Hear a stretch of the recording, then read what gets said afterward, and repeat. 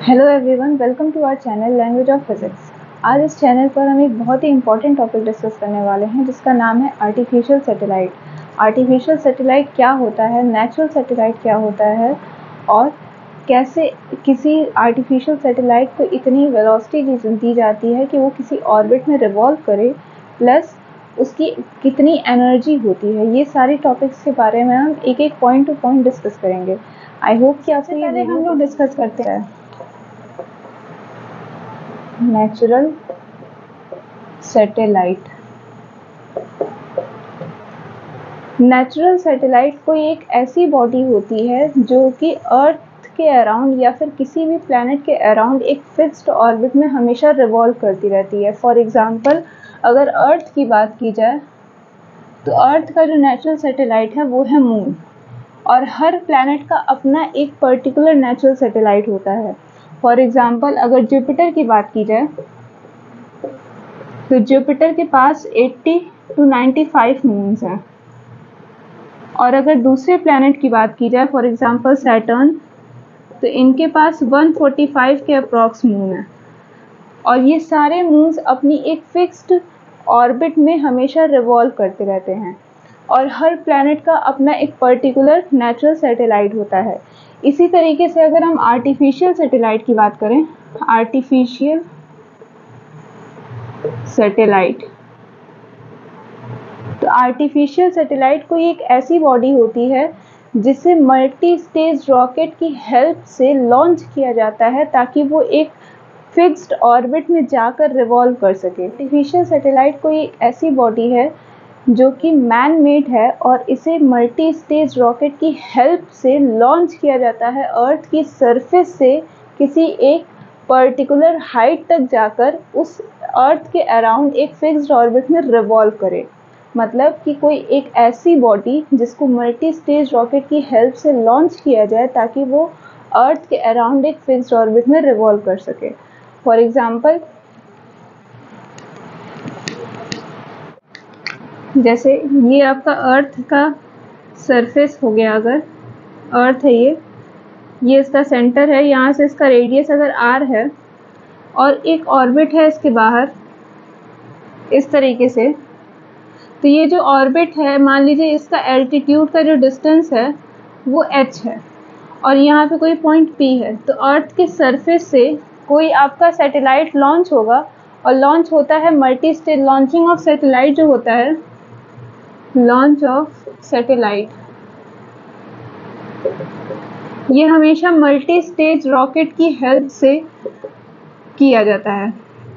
Multi stage rocket, अलग अलग stage का रॉकेट होता है, उसके हिसाब से उसको फ्यूल प्रोवाइड कराता है, उसको एनर्जी प्रोवाइड कराता है किसी भी सैटेलाइट को। सैटेलाइट हमेशा किसी भी पूरे ओवरऑल रॉकेट और सैटेलाइट मिलाकर जो एकदम ऊपर वाला जो हिस्सा होता है वो आपका सैटेलाइट होता है एक्चुअली में, और उसके नीचे का जो भी हिस्सा रहता है वो सारा आपका रॉकेट होता है, मल्टी स्टेज रॉकेट होता है, जो कि हेल्प करता है किसी सैटेलाइट को अर्थ के एटमॉस्फेयर के बाहर जाने में।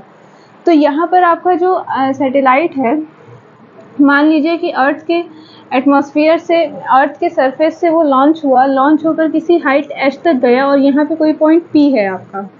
तो जैसे ही ये मान लीजिए कोई एक फिक्स्ड ऑर्बिट होगा जिस ऑर्बिट में वो सैटेलाइट को रिवॉल्व कराना है, तो जैसे ही इस पॉइंट पर पहुँचेगा वो सैटेलाइट, रॉकेट जो उसको लेकर जा रहा है, तो वो रॉकेट क्या करेगा कि उस सैटेलाइट को एक वेलोसिटी देगा, एकदम स्टार्टिंग वाली वेलोसिटी देगा।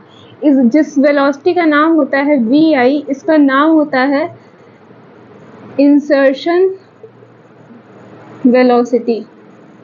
ये वेलोसिटी कोई भी रॉकेट आपका उस सैटेलाइट को देता है, और ये वो वेलोसिटी होती है, देखिए जब अभी तक ये जो सैटेलाइट जा रहा था ये वर्टिकल डायरेक्शन में ऊपर जा रहा था इस तरीके से, अब रॉकेट क्या करेगा, उस सैटेलाइट को एक ऐसी वेलोसिटी देगा जिस वेलोसिटी की हेल्प से वो रॉकेट, वो सैटेलाइट आपका ये वर्टिकल मोशन न करके रिवॉल्व करे इस अर्थ के अराउंड, मतलब एक फिक्स्ड ऑर्बिट में रिवॉल्व करने लगे। वो वेलोसिटी, वो इनिशियल वेलोसिटी जो कि कोई भी रॉकेट एक सैटेलाइट को देता है, ताकि वो सैटेलाइट अब वर्टिकल मोशन ना करके एक रोटेशनल मोशन करे, ये पूरा रिवॉल्व करना स्टार्ट कर दे, मतलब उसकी वेलोसिटी का जो डायरेक्शन है वो चेंज होती जाए। तो इस तरीके की वेलोसिटी को कहा जाता है इंसर्शन वेलोसिटी, जो कि मल्टी स्टेज रॉकेट किसी भी सैटेलाइट को प्रोवाइड कराता है। और मल्टी स्टेज रॉकेट एक अर्थ के रिलेटिव में एक एनर्जी भी देता है उस सैटेलाइट को, जिस एनर्जी का फॉर्मूला होता है E = ½ mv² minus gm r plus h। ये वेलोसिटी, ये एनर्जी भी देता है वो मल्टी स्टेज रॉकेट किसी भी सैटेलाइट को अर्थ के रिलेटिव में, ताकि इस एनर्जी से वो रिवॉल्व कर सके उस अर्थ के अराउंड। जैसे अब इस एनर्जी में जो स्मॉल m है आपका, वो मास ऑफ सैटेलाइट है, मास ऑफ सैटेलाइट। g आपको पता है ग्रेविटेशनल कांस्टेंट होता है, कैपिटल M जो होता है मास ऑफ अर्थ है, r जो है आपका रेडियस है, s जो है एल्टीट्यूड की हाइट है। ये फॉर्मूला होता है आपका जो कि एनर्जी का टर्म देता है। अब इस एनर्जी के टर्म से हमें ये भी पता चलता है कि जो ये ऑर्बिट है, जिस ऑर्बिट में सैटेलाइट मोशन कर रहा है, वो ऑर्बिट कैसा होगा, इलिप्टिकल होगा कि पैराबोलिक होगा कि हाइपरबोलिक होगा, किस तरीके के ऑर्बिट में ये सैटेलाइट मूव कर रहा होगा। तो उसका भी टर्म, उसका भी हमें कैसे पता चलेगा, इसी फॉर्मूले से पता चलता है। इस फॉर्मूले से हमें पता चलता है कि किस तरीके की ऑर्बिट में आपका सैटेलाइट मोशन कर रहा है। इलिप्टिकल ऑर्बिट में मोशन कर रहा है, इलिप्टिकल ऑर्बिट में कि हाइपरबोलिक ऑर्बिट में या फिर पैराबोलिक ऑर्बिट में, किस तरीके की ऑर्बिट में आपका सैटेलाइट मोशन कर रहा है, हमें इसी फॉर्मूले से पता चलता है। अब कैसे पता चलता है ये भी देख लेते हैं। तो देखिए,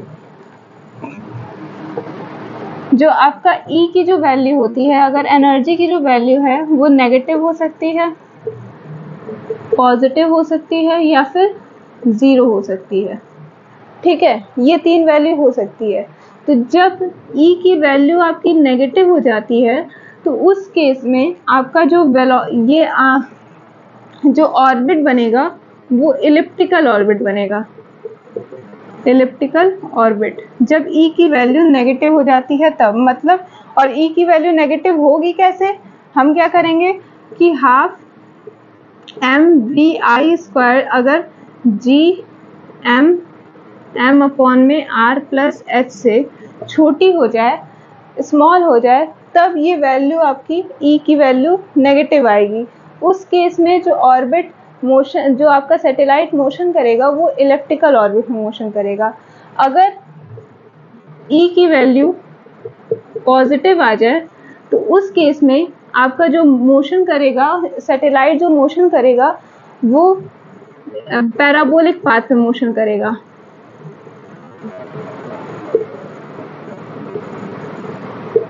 पैराबोलिक पाथ पे मोशन करेगा। अगर आपका E का वैल्यू पॉजिटिव आता है, इसका मतलब जो आपका ऑर्बिट बना रहा है, जिस ऑर्बिट में वो मोशन कर रहा है सैटेलाइट, वो पैराबोलिक पाथ होगा। उस पैराबोलिक पाथ पे इस तरीके से मोशन करेगा। पैराबोलिक पाथ आपको पता है इस तरीके से होता है।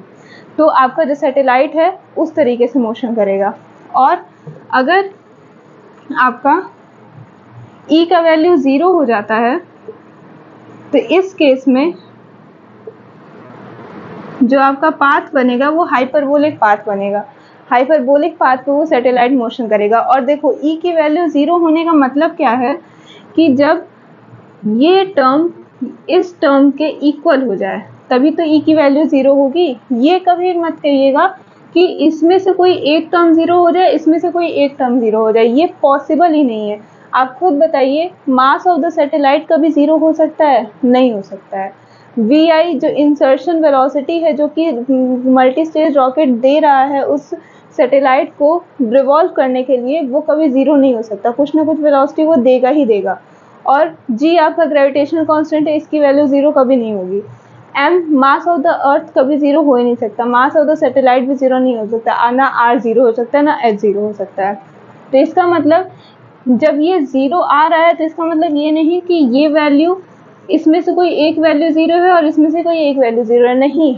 हम इसको जब सॉल्व कर रहे हैं तो उस टाइम पे इसकी जो वैल्यू आ रही है इस टर्म को सॉल्व करने पर और इस टर्म को जो सॉल्व करने पे वैल्यू आ रही है वो दोनों इक्वल हो जा रही है।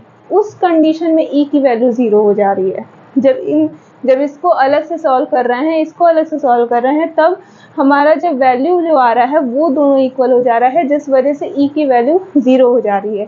तो हमारा जो पाथ बन रहा है वो हाइपरबोलिक पाथ बन रहा है। तब उस केस में सैटेलाइट जो होगा वो हाइपरबोलिक पाथ में रिवॉल्व करेगा। तो ये था कि आपका कोई भी आर्टिफिशियल सैटेलाइट कैसे लॉन्च हो रहा है, कितनी एनर्जी उसके पास है, या इनिशियल जो वेलोसिटी है कोई भी सैटेलाइट किसी फिक्स्ड ऑर्बिट में रिवॉल्व करने के लिए।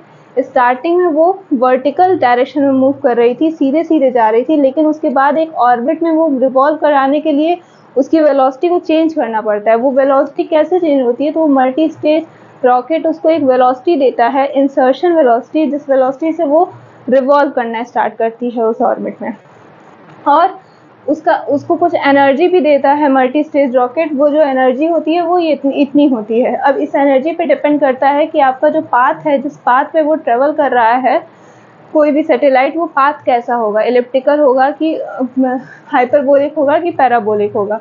तो अगर आपका ई का वैल्यू नेगेटिव है तो एलिप्टिकल पाथ होगा, और अगर ई की वैल्यू पॉजिटिव है तो पैराबोलिक पाथ होगा, और अगर ई की वैल्यू 0 होती है तो हाइपरबोलिक पाथ होगा।